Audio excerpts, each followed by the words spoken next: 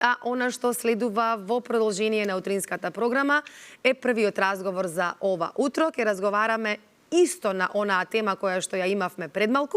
Значи, ке зборуваме за тоа, за вандализмот помеѓу младите, што го потикнува и како да им помогнеме. Веќе во нашето студио пристигна нашата Слободанка и незината гостинка Розета Паскали, психотерапевт. Добро утро, Слободанка. Добро утро. Добро утро, господјо Паскали. Предпоставам вие убаво овде во нашето студио. Во интерес на времето нема многу да прашувам. Мислам дека малку и слушавте што зборуваа нашите гледачи. Еве сега од стручна страна ве оставам заедно со Слободанка да си го водите разговорот. Така, еве јас ке те прашам со оглед на тоа дека започнавме од 6 часот 45 минути, нели, со гледачите, па се досега, што е она што ти ке го извлечеш како поинта, на што најмногу се осврна и што зборува, за да и ние продолжиме? Се осврна дека се доаѓа од дома, дека родителите се тие кои што имаат многу малку време или воопшто немаат време да им обрнат да им посветат внимание на своите деца. Социјалните мрежи, значи и се апелира до 16 години барем да се забранат оние социјални мрежи TikTok, Instagram, што предизвикуваат, кои што предизвикуваат тоа. Меѓутоа пред се доаѓа од родителите, секако тука се и врсниците, нормално нели и наставниците, меѓутоа се потекнува од дома. Од дома. Имаше еден интересен факт, Слободанче, само да кажам, еден гледач кажа дека порано во минатото 90% од децата беа воспитани, беа културни. Само 10% беа оние кои што беа... А сега обратна бројката. Да, а сега е бројката обратна. Тука треба да се поработи на културата, воспитанието, емпатијата, кај децата. Добро, убави овие информации сега што ги слушнав. Ние слушнавме нешто, меѓутоа ти си нели со гледачите од самиот почеток, секако нормално, но еве, мојата колешка кажа што е она што нашите гледачи го зборувале, но пред се, јас ќе ви кажам добро ви утро. И добро ни дојдовте. Како психотерапевт се почесто и треба да ве имаме во утринската програма, токму и поради овие причини кои што ни се случуваат. Го погледнавте вандализмот, го погледнавме вандализмот и претходно, и пред тоа, така да за жал се почесто се случува. Дали се е од дома, како што велат гледачите? Па добро, секако семејството е примарниот фактор кој влие во однос на тоа во каква личност ќе прерасне едно дете, но тука се секако, како што спомна и вашата колешка, медиумите, социјалниот притисок, групниот притисок, врсничките групи и секако образовниот систем, значи училиштето. Може би е проблематично тоа што во изминатиот периоди веќе тоа долго трае, каде што родителите се тие кои треба да влијат нели на однесувањето, на коригирањето на однесувањето на своето дете, на воспитанието, но тука да учествува и училиштето и целиот систем образовен кој го имаме. А всушност се случува нешто што се вика префрлање на топката на друг. Едните ги обвинуваат другите, нели, јас го праќам во училиште за да научи нешто, да го воспитате, да нели се образува, а учителите пак викаат дека треба да дојде детето веќе воспитано, да тоа потекнува од домот. Но ние забораваме дека треба да се нагласи воспитно образовен процес дека имаме во училиштето. Така ли?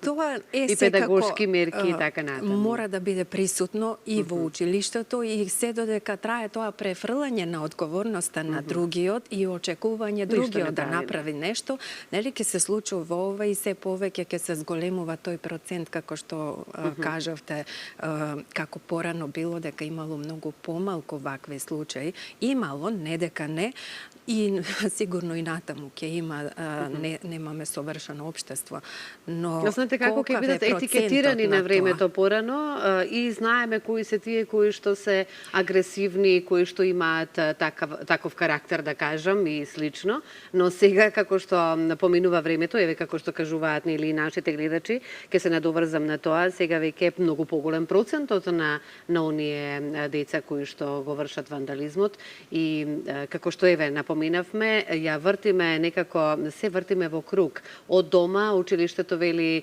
од дома велат во училиште, од училиштето велат од дома и се така некако не можеме да дојдеме до еден заклучок од каде точно тоа може навистина да потекнува. Меѓутоа, дали може сега да се согласиме, еве, ако ништо друго, дека и од таму и од ваму со оглед на тоа во какво време живееме и што се ни е достапно и на телефоните. Ако ние детето дома го воспитуваме, можеби надвор од вратата сосема нешто друго ќе биде. Па, секако, значи, неминовно е влијанието на врсничката Околината. група, особено, нели, после, кога детето стапува во пубертет, кога веќе му е значајно да припаѓа на некоја група, да биде прифатено од врсниците, да на некој начин се истакне, да биде забележано. Нели, пак тука зависи од карактерот на детето, колку сака да биде доминантно, да биде главно во друштвото или пак да биде само учесник, но сепак да припаѓа некаде на некоја група. Тоа е нормално во текот на развојната фаза од пубертетот па и натаму Може во би му поставуваат адолесценцијата. услови исто така врсниците? И тоа е важно, нели, секој родител, особено родителите, тука се наставниците да укажат, нели, да она што забележале во училиште, но родителите се тие кои треба да внимаваат, да имаат контрола над она што се случува со детето, со кого се дружи, со кого комуницира, дали преку социјалните мрежи, телефон или, нели, се што е достапно, со кого го поминува најмногу времето, како го поминува времето. Јас разбирам дека, нели, сега е некоја наметнато брзо темпо на живот и родителите и немаат премногу време да посветат на тоа, но, нели, резултатите ќе бидат такви. Колку помалку време одвојуваат за воспитување, за коригирање на однесувањето на своето дете, за насочување, ставање во, нели, рамки, да не биде тоа било па поминало, нема никакви последици. Нели, добро е да се знае, ако се однесува вака, дека ќе има одредени последици за тоа, дека некој тоа ќе го санкционира, ќе има некаква казна, дека нели, таквото однесување кое не е соодветно, треба и тоа како да се коригира. Така. Особено ако, како што следам по медиумите, тоа се повторува. Се повторува, да. Јас Што правиме со оние родители кога се ги гледаат своите дечиња дека се дело тој вандализам?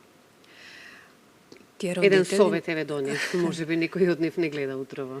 Секако дека е важно да се преземе одговорноста како родител. Пред се одговорноста како родител кој треба да биде најнапред модел за своето дете, нели, модел за идентификација, авторитет кој ќе го насочува детето, во кој и во таа релација мора да има изградена доверба помеѓу родителот и детето, која се гради многу порано пред пубертетот. Пубертетот е веќе касно, да кажам. Тоа е нешто што мора да се гради уште од самиот почеток. Родителот и детето, ако не создадат комуникација со доверба и детето не се чувствува сигурно во однос на разговорот со родителот, нели, да може да каже се што му се случува, тогаш многу лесно тоа дете ќе биде подлежно на манипулација од страна на врсничката група.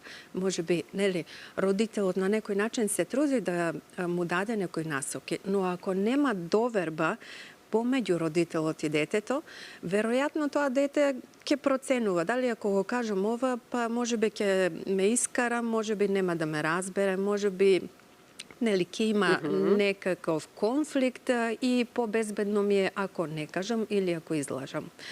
Тоа само укажува колку има недоверба, колку тоа дете има страф од родителот, од неговата реакција. И тоа, нели, ја нарушува таа комуникација помеѓу родителот и детето, а самото дете пак подлегнува под влијанието на врсничката група.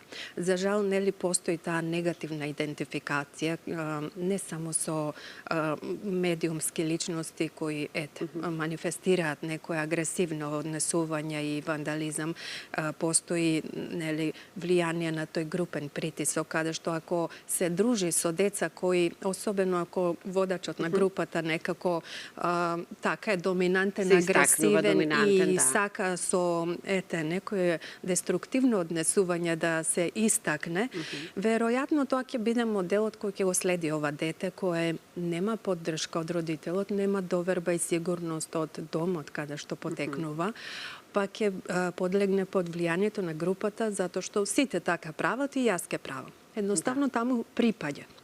Да не биде исмеан од останатата група. Отфрлен, и исмеан, така натаму, да. засрамен, нели, Знам, некако сето тоа е многу важно особено Знам во како делуваат, пубертетот како и се потикнуваат адолесценцијата. едни со други, да. Но тука треба да е родителот кој треба да разговара и да го следи детето, што се случува со него и со кого се дружи, со кого најмногу го поминува времето. Не е 세едно со кои деца И како се пристап има дружи. исто до социјалните мрежи што гледа на нив и така натаму. Тоа секако.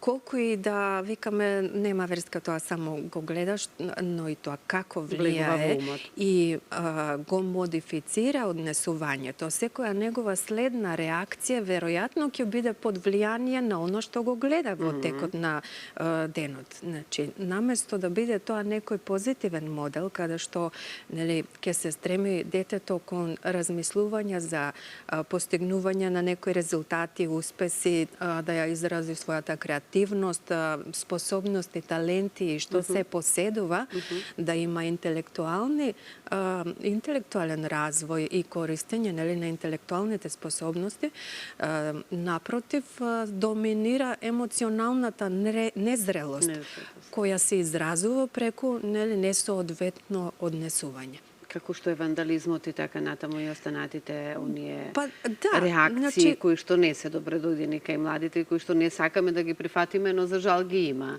Така. Јас би сакала овие минутите последни еве да ги искористиме и за конкретно за прашањето. Вандализам помеѓу младите и еве сега, што ги потикнува уште еднаш, тоа веќе го кажавме, го образложивме, меѓутоа еве како најмногу да им помогнеме. Родителите исто, меѓутоа постојат и родители кои што исто така можеби се склони кон агресија, па можеби оттаму и со дечињата. Дали тука веќе треба да пристапи и училиштето и психолозите, педагозите кои што работаат таму со тоа дете? Така. Значи, секако модел на однесување може да биде и родителот во однос на изразување на агресивност, без лутина, но па ќе кажам, важно е родителот да влие на своето дете, да го следи што се случува со него. Ако има, секако дека има проблеми и ќе има и кај децата и кај родителите, но како ќе се справуваме со тие проблеми, треба родителите да ги научат своите деца. Ако и родителите имаат проблеми, некако тоа нели ќе се префрлува понатаму.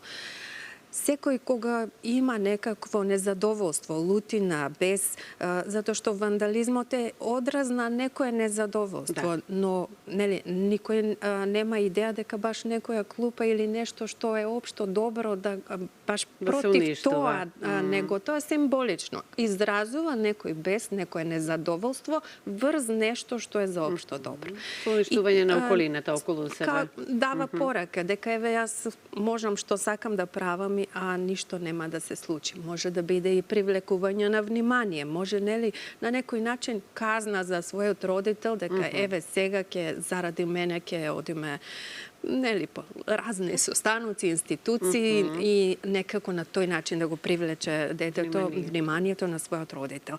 Сето тоа е само порака дека на тоа дете му е потребно внимание, потребно насочување.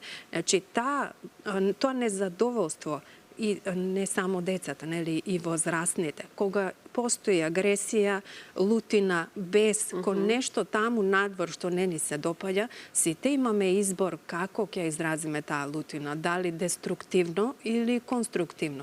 Дали со таа енергизираност што ја создава самата емоција, како лутината, нели, како емоција, ќе искористиме таа енергизираност за да го смениме нештото, да направиме нешто, да го подобриме, да го решиме проблемот на некој креативен начин, конструктивен, сами, заедно со некого, Нели, да најдеме нешто како тоа да се промени, тоа што не иритира, што не ни се допаѓа, или пак ќе бидеме деструктивни, насилни кон некого, ќе уништуваме нешто.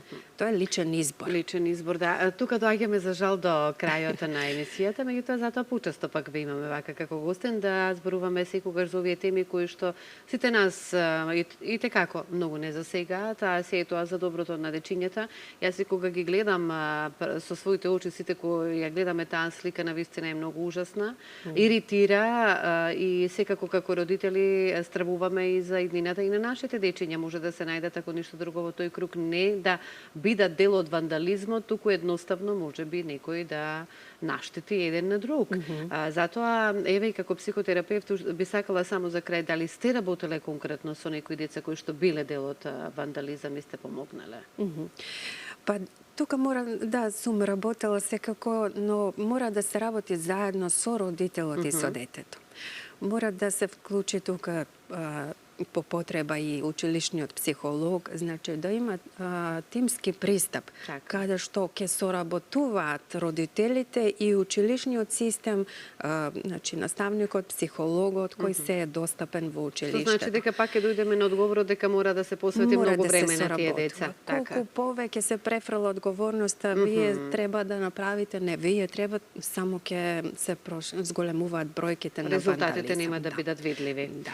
Благодарам многу, па се гледаме на следна прилика и на друга тема. Се надевам дека оние теми кои што секојдневни во секојдневниот живот повеќе не засегаат и со оглед на тоа дека се повеќе депресивни стануваме во време во кое што живееме, анксиозни и така натаму. Сме зборувале многу за анксиозноста, а ништо слично и ништо најверојатно може би да биде и анксиозноста, исто така фактор за вандализмот кој што се случува. Постои веројатно внатрешна напнетост, анксиозност која се изразува на тој начин, деструктивно, со оглед на тоа дека многу се почесто ја има за жал. Добро, ќе зборуваме и на оваа тема за следната прилика. Ние тука завршуваме. Јас мислам дека убаво објаснивме, ако ништо друго, да, околу вандализмот меѓу младите. Следев, а верувам дека и гледачите, бидејќи може би и на слободна тема ќе зборуваме повторно на оваа тема, бидејќи сите заедно треба да придонесеме да се променат работите, Слободанка. Да, дефинитивно. На позитивно. Не е убава таа гледка воопшто. Точка.